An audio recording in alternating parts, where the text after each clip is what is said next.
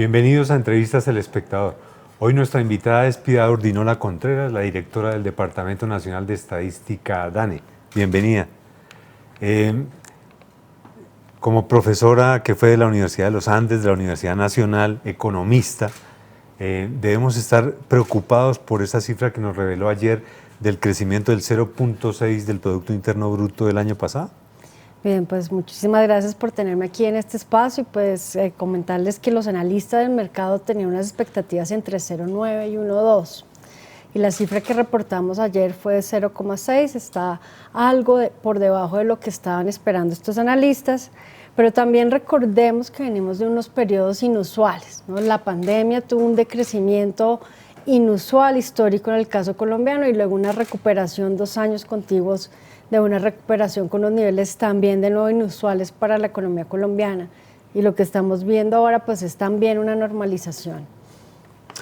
Es alarmante cuando se habla de recesión y uno oye países, potencias económicas como Alemania y Japón hablando de recesión. Con ese panorama nacional e internacional, el 2024 no parece tan alentador. Claro, pues primero recordemos cuál es la definición de recesión y es 2 periodos consecutivos en negativo. Como reportamos ayer varias cifras, una de ellas es la anual, que es esta de 0.6. Cuando revisamos pues hacia atrás no tenemos ningún periodo en negativo, ni siquiera uno, y se necesitan 2. Ahora, también reportamos la trimestral. La trimestral fue del último trimestre del año 0.3. Entonces también está en positivo, de tal manera que, pues como tal, la definición de recesión no la estamos reportando, no es lo que estamos viendo con las cifras que produjimos ayer.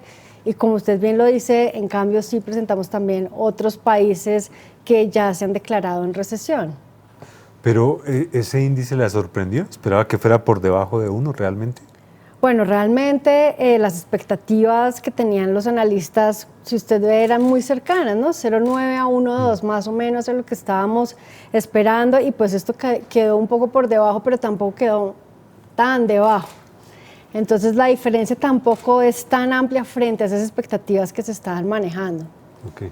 ¿Y qué les sorprendió de los sectores que van bien o que siguen bien, por ejemplo el sector financiero, o de los que les está yendo mal, como la construcción? Bien, creo que una sorpresa muy importante es lo que ha pasado con todo el sector primario, agricultura, silvicultura, caza, ganadería, pesca, porque después de varios años en negativo, el último semestre del año ha mostrado unos crecimientos bien interesantes.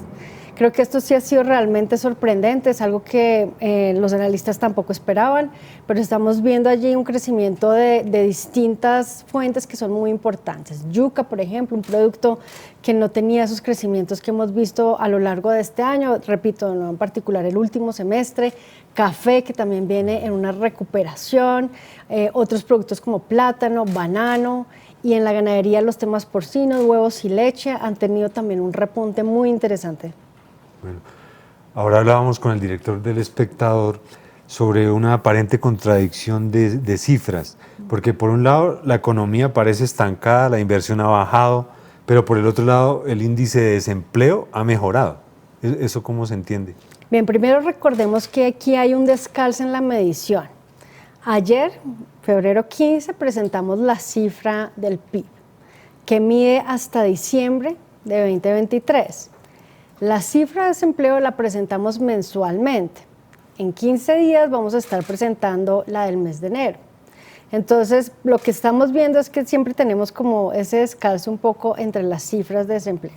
Ahora ya cerramos el año en ambas, ¿no? Digamos, ya podemos ver lo que pasó en todos los meses del 2023 y ya podemos ver lo que pasó en los 4 trimestres del 2023 en el PIB. Entonces ya podemos revisar qué es lo que está pasando para el año 2023 ya cerrado.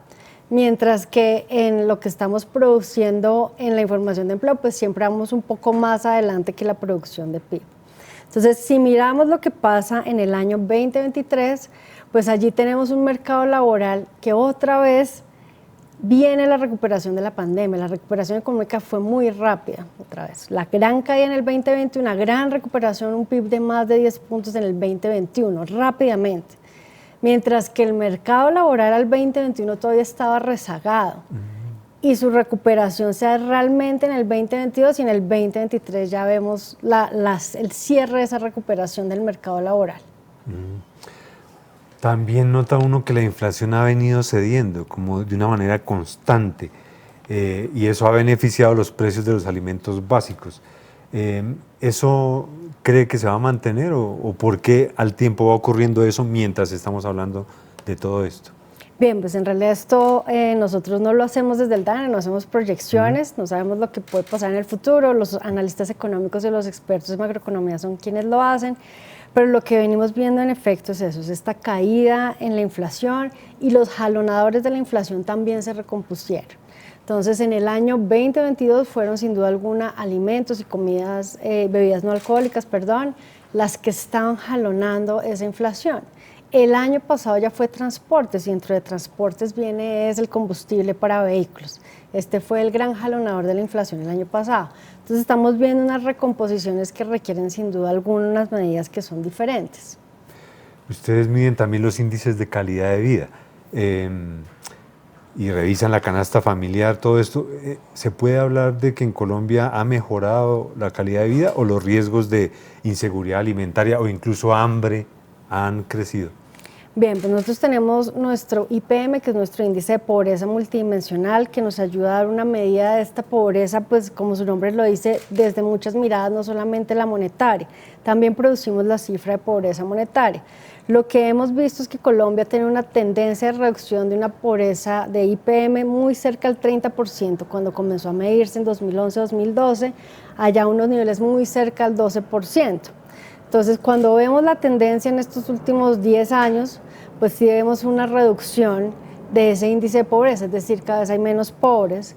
Sin embargo, pues todavía tenemos unos problemas muy serios. El año pasado, por primera vez, produjimos el indicador FIES de inseguridad alimentaria, que nos dice que cerca del 30% de los colombianos sufren de inseguridad alimentaria media, es decir, que al menos una vez al año se acostaron un día sin comer. ¿Y hambre?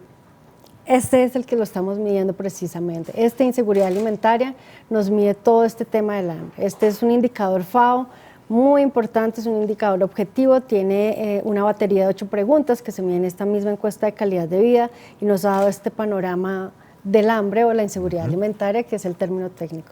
Pero eso ocurre cuando se supone que hay unas políticas sociales que ayudan a mejorar la desigualdad, se supone. Bueno, lo que mide el índice de pobreza multidimensional es precisamente eso, ¿no? Intenta mirar esas políticas que están afectando algunos de los 5 componentes de este índice. Uno es educación, otro es trabajo, otro es calidad de la vivienda, en fin. Son temas más estructurales de la pobreza. Hacia allá van unos programas. Otros van, por ejemplo, como las ayudas que da Prosperidad Social, que da directamente en dinero. Ese afecta más la pobreza monetaria. Entonces, pues vemos que hay muchas políticas para muchas cosas porque la pobreza es un tema muy complejo y que de verdad sí necesita apalancarse a hacer programas en diferentes frentes. Piedad Urdinola es doctora en demografía a la Universidad de Berkeley. Uno de los retos que asumió en 2022 fue el censo económico urbano. ¿Podemos contarle a los colombianos en qué va eso? Claro que sí. El Censo Económico Nacional Urbano es un censo que no se hace en el país hace más de 30 años. El último censo económico que tuvimos fue en 1990. De allí que en este momento no tengamos nada de información actualizada sobre ese tejido empresarial colombiano. En el Plan Nacional de Desarrollo que nos está rigiendo este cuatrenio ya quedó allí como uno de los articulados y por eso lo vamos a realizar este año. La entidad lleva 4 años preparándose para hacer este Censo Económico Nacional Urbano. Los censos se preparan durante muchos años y se recogen en uno. Por eso llevan el año del año en que se recogen, que hacemos la recolección de la información, que va a ser 2024. Pero hay uno, tengo entendido que en 2025 va a haber uno que se llama conteo y en 2030 hay otro que ya es el formal, ¿no? El de población y vivienda. Bien. Aquí también es algo muy importante para recordarle a las personas que están viendo esto, es que el año pasado también se aprobó la ley 2335 del año 2023, que en la casa la llamamos cariñosamente la ley de estadísticas, sí. Así es. Allí entonces quedan implementados los ciclos censales por buenas prácticas y normas internacionales, por los manuales de Naciones Unidas. Se sugiere que haya cada uno de los censos principales en el mismo año que termina el mismo número, uno por década. Entonces todos los de población en los años terminados en 0. Como vamos a hacer este Censo Económico Nacional Urbano en el 24, debería repetirse en el 34, en el 44 y así de aquí en adelante. Entonces este gran ciclo censal pues ya quedó registrado en esta ley de estadísticas. Pero va a ser entonces el conteo el 25, el censo de población y vivienda en el 30, ¿sí? El Censo de Población y Vivienda está planeado para el 30 dentro de este gran ciclo. Okay. Recordemos que este gran ciclo nos muestra los censos. El conteo no hace necesariamente parte de este ciclo. El conteo depende de los recursos que haya en la nación para realmente realizarlo. El DANE se está preparando para hacerlo el 2025, pero ya dependemos allí de los recursos que haya en la nación. ¿Y es que andan mal de presupuesto? ¿Cómo andan de presupuesto? Bueno, eso tiene que preguntárselo al ministro de Hacienda. Pero usted es la que sabe a la hora de implementar todas las políticas del DANE. No, el presupuesto lo mide exactamente Hacienda. Y dentro de todas esas funciones que tienen que hacer, también me pareció muy interesante el registro multidimensional indígena, el caso de la población wayú. Así es. ¿Cómo lo están haciendo? El registro multidimensional indígena wayú, porque es particular para este grupo poblacional que son los wayú, es una respuesta a lo que también se conoce como la sentencia wayú, que es esta sentencia que se viene dando desde 2017, una petición de este pueblo wayú, en el que se le ha exigido a cada una de las distintas entidades tener ciertas acciones. Al DANE se le exigió crear este registro multidimensional wayú, que estuvimos en una fuertísima preparación. El DANE hizo todo el precenso en un solo año, esto es en tiempo récord, y lo hicimos bajo la cosmogonía wayú. La forma en la que el DANE recoge la información para este tipo de registros, la información de personas, hogares, pues se hace siguiendo una división político-administrativa que es la que manejamos todos los técnicos en todas las entidades, que es esa división geográfica que todos conocemos, municipios, departamentos. Y así se ha recogido siempre la información para este pueblo wayú también. Pero ellos bajo su cosmogonía pues tienen otra forma de organización, las famosas rancherías. Entonces estamos recogiendo por primera vez un censo de población y vivienda para un grupo particular bajo esta forma, ¿no? Bajo esta georreferenciación, y eso lo hace completamente innovador. Entonces, ¿se supone que eso termina cuándo? Eso lo recogemos este año también. Entonces este año tenemos estos dos grandes retos en materia censal, el registro multidimensional wayú y el Censo Económico Nacional Urbano. También estaba pendiente un tema que fue polémico, era el ajuste poblacional afrocolombiano. ¿Eso se hizo o en qué quedó? Bien, recordemos un poco la historia. El Censo Nacional de Población y Vivienda de 2018 registró un número muy inferior de la población afrodescendiente en Colombia, cuando se contrastaba con lo que se ha recolectado en el 2005. Y allí, en ese momento, pues lo que se ofrece como respuesta es que allí hubo muchos problemas en la recolección y también llega otra sentencia al DANE precisamente para que empecemos a verificar qué fue lo que pasó. Y eso es lo que hemos hecho durante este año y medio también, verificando cuáles fueron las causas de esa baja o ese bajo registro que hubo de la población afrodescendiente negra, afrodescendiente raizal y palenquera en el país. Y pues hemos llegado a la conclusión, estamos a punto de presentar ya ese documento para el país, de que son muchas las causas que llevaron a este problema. Desde causas en los diseños de las preguntas, en la manera en que se recolectó, de lo que se hizo en el campo durante todo el trabajo de campo, la preparación de los censistas, y allí pues tenemos estas múltiples causas que en efecto hicieron que esta población quedara más baja o subregistrada en el Censo Nacional de Población. ¿Y cuándo tendremos las cifras definitivas entonces, las correctas? Los censos no se pueden rehacer. Esto es algo habría que empezar otra vez habría que hacer otro corrigiendo censo. Los errores. No, habría que hacer otro censo para poder saberlo. Esto, digamos, es una de las limitaciones que tiene la medición estadística, ¿no? No puedo volverme en el tiempo y rehacer las cosas o decir que lo que hago hoy va a ser un parche para el pasado. Solamente podemos medir en el tiempo presente y corresponde únicamente al tiempo presente. De tal manera que pues tenemos allí muchas políticas para poder tener una mejor aproximación a lo que está pasando. La ANE está haciendo unos esfuerzos enormes por incluir toda esta dimensión étnico-racial en todos sus operativos, no solo en los censos de población y vivienda. Por ejemplo, este Censo Económico Nacional Urbano del que acabamos de hablar va a ser el segundo en el mundo con esta dimensión étnico-racial. Le preguntaremos a los dueños de las empresas, negocios, de sus trabajos en la calle, a qué pertenencia étnico-racial están ellos o con el cual se identifican, se autoidentifican. Y esto de nuevo es algo muy innovador, ¿no? Esto nos hace el segundo censo económico en el mundo que hace este tipo de preguntas. También me parece innovador que está vigente el censo voluntario de género y sexualidad. ¿Eso se consolidó? ¿Cómo va? Bien, estos son registros de poblaciones, las llamamos técnicamente especiales, porque son poblaciones que si aplicamos las metodologías tradicionales se nos van a quedar corticas, no vamos a lograr hacerlo. Entonces estamos trabajando desde diferentes metodologías para poder tener una mejor recolección. Un primer paso que se hizo fue este autollenado voluntario de las personas que de nuevo también se autoidentifican como personas cisgénero o con otras identidades sexuales, LGBT, en el DANE, y este es sencillamente un primer paso, porque cuando la gente voluntariamente llena esta información no es lo mismo que cuando seguimos toda una metodología para buscar. De tal manera que el año pasado ya tuvimos un primer piloto de lo que sería esta nueva forma de recolección para esta población en particular, en la que estuvimos trabajando con las comunidades de base y nos apoyaron bastante en el Caribe colombiano y pues en la ciudad de Bogotá también. Entonces esperamos tener una metodología que sea mucho más robusta y con la que podamos realmente tener unas cifras más confiables al respecto. Un proceso clave que lidera el DANE y junto con el Instituto Geográfico Agustín Codazzi es la actualización del catastro multipropósito.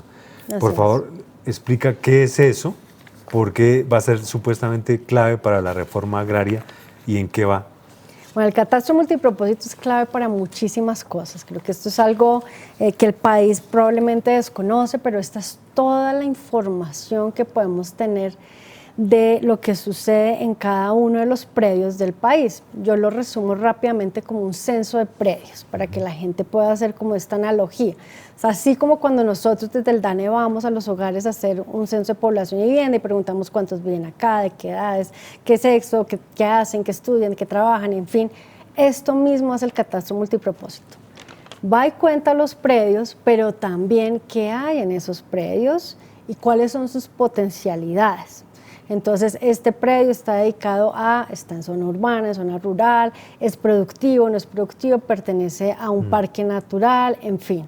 Entonces, nos da todo el marco de la tierra, la distribución de ella y sus usos.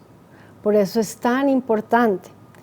Y a pesar de su importancia, esta es una deuda enorme que tiene el país, porque hay un retraso en promedio de 16 años del levantamiento de la información catastral o de precisamente este catastro multipropósito. Entonces, hay sitios, si este es el promedio, 16 años, se imaginará usted que hay sitios donde nunca se ha recogido, sitios donde el rezago es de 30 años o más, y un predio se desactualiza su información cada 5 años. Entonces, en realidad, este es un esfuerzo y una apuesta enorme. De nuevo, es uno de los puntos principales del Plan Nacional de Desarrollo, que es precisamente tener esta información catastral actualizada, avanzar lo que más se pueda durante este cuatrienio. Un tema de fondo, ¿no? Es un Porque tema se supone que el gran origen de los problemas de violencia de Colombia tiene que ver con la propiedad de la tierra. Claro, ¿no? la distribución y el uso de la tierra ha sido uno de los ejes centrales de los conflictos en el país y por eso también es tan importante tenerlo claro. Con esta información habrá una claridad en las reglas del juego, que de nuevo cuando uno habla con cualquiera de los economistas, eso es algo fundamental para que la economía pueda seguir trabajando. Unas reglas del juego claras permiten que la gente pueda hacer su trabajo. Decirle a un campesino, hasta aquí llega el páramo y usted no puede sembrar papas de aquí para arriba, pero de aquí para abajo sí, pues hace la gran diferencia en todo el uso de la tierra. Otra inquietud que tengo, y no se me olvida que usted ha sido profesora en Stanford Departamento de Biología Humana, creo. Así es. Y en la Nacional investigó cosas sobre fecundidad adolescente.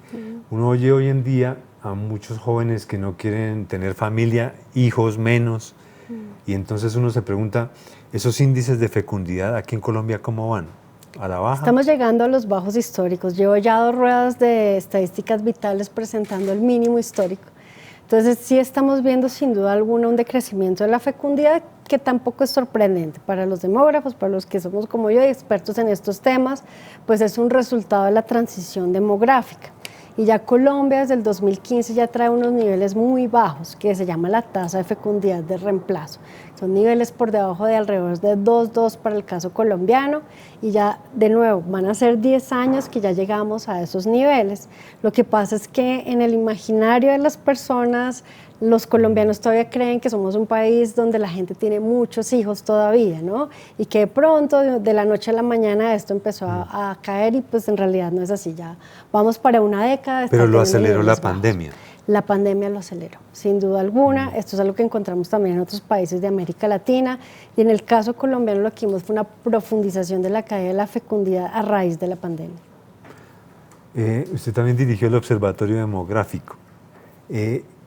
En ese contexto, ¿Colombia todavía es un país de jóvenes o vamos para un país Todavía para somos viejos? un país joven, nos encontramos precisamente en pleno bono demográfico. ¿Qué quiere decir bono demográfico? Cuando pensamos en la pirámide de población, es una pirámide con forma de diamante y con ese gordito en las edades productivas, es decir, entre los 20 y los 60 años, que son las edades productivas. De hecho, el gordito está todavía bien abajo, ¿no? Todavía no es tan gordo como de 20 a 60, sino está como entre 20 y 30. Es decir, todavía somos un país muy joven, pero toda esta transición demográfica a lo que nos va a llevar es a un envejecimiento y esa aceleración de la fecundidad acelera el envejecimiento. Pero no estamos cerca de países donde eso está intensificado como Japón, por ejemplo. No, Japón y Alemania son los líderes, digamos, en este tema del envejecimiento. Ellos ya nos llevan muchas décadas de ese proceso de envejecimiento, ya llevan siendo países envejecidos de nuevo varias décadas. Nosotros todavía somos un país joven, pero ya a la vuelta de unos años, algo más de una década, seremos ya un país envejecido. En este momento la población de adultos mayores alcanza cerca del 14% en el país. Okay. Y en cuanto a los índices de mortalidad, usted también es experta en mortalidad. Colombia, ¿cómo va? Porque acá siempre se habla de una violencia persistente, pero esos índices de mortalidad, ¿cómo se comportan? Bien, pues allí vamos viendo una mejora a lo largo del tiempo en el caso colombiano, pero el caso colombiano, por lo que usted menciona, tiene una particularidad. Esto nos hace diferentes de otros países, incluso en la región, y es que tenemos ese exceso de mortalidad masculina. Entonces lo que vemos cuando nosotros dibujamos la curvita por edades, a medida que vamos envejeciendo nos vamos muriendo más, digamos, esto es lo normal que vemos en todas las poblaciones humanas, pero en el caso colombiano vemos un crecimiento así cuando llegan los hombres a los 15 años, casi hasta los 35. Es una joroba que se ve ahí, que es la que llamamos como exceso de mortalidad, y el grueso de esas defunciones sin duda son por homicidios. Tenemos también accidentes viales que también cobran muchas vidas de hombres jóvenes sobre todo, pero el grueso en Colombia son los homicidios. Bueno, todo esto, toda la información que permanece recolectando el DANE sobre los colombianos depende de una muy buena tecnología y me imagino de seguridad informática. ¿En eso están bien? ¿Están siglo XXI, 2023? En eso pues tenemos 2024. una excelente noticia. El año pasado logramos gestionar los recursos con el Ministerio de Hacienda precisamente para destinarlos a todo el tema de seguridad en la entidad y para hacer una renovación tecnológica, y ya están llegando físicamente todos estos aparatos desde noviembre del año pasado. ¿Aparatos como qué? Claro, ya le cuento. Entonces tenemos el SOC, que es nuestro sistema de seguridad, compramos la tecnología de punta, los colombianos pueden tener toda la tranquilidad de que tenemos la mejor tecnología disponible para la seguridad de los datos en el DANE. Obvio, nunca nada nos hace infalibles, lo vivimos casi cada semana, hay noticia de un hackeo de alguna entidad.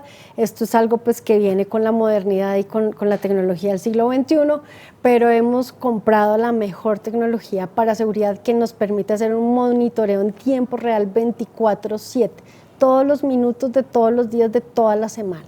Entonces esto sin duda alguna es una herramienta muy útil. Tenemos ya también 2 lagos de datos que hemos adquirido, que uno llegó justo esta semana a la entidad para poder hacer también producción desde estos lagos. Uno de estos lagos es un lago híbrido. Esto nos permite también trabajar con máquinas virtuales, lo cual pues va a aumentar la productividad sin duda alguna de los procesamientos de las grandes bases de datos que cada vez estamos acopiando más bases de datos más grandes. En el pasado la producción era censos y encuestas, hoy en día tenemos censos, encuestas y registros administrativos. Y estos registros son cada vez más voluminosos. Solo un ejemplo, pensemos en la pila, todos los trabajadores pues hemos alguna vez llenado lo que tenemos que pagar allí por seguridad social. Ese registro, por ejemplo, nunca va a decrecer, todo lo contrario. Cada vez a volver más grande en la medida en que tengamos más trabajadores, más gente generando esa información, y lo que vamos a requerir es cada vez más capacidad para ese procesamiento, y allí es donde es muy importante toda esta inversión. El DANE cumplió 70 años. ¿Cómo lo imagina cuando cumpla 100? Bueno, yo me imagino un DANE completamente tecnificado, haciendo muchos procesos automatizados, generando la información con una oportunidad mucho más eficiente, donde también la gente entienda muy rápido, porque espero que en 30 años el país sea un país más educado y la gente tenga esta cultura estadística que nos permita recoger la información de manera mucho más rápida, más ágil, con este entendimiento de que las cifras son un bien público que nos ayudan a todos y todas a tomar mejores decisiones. Gracias por estar aquí y por explicarle a los colombianos la función tan importante del DANE. Gracias por seguir Entrevistas El Espectador.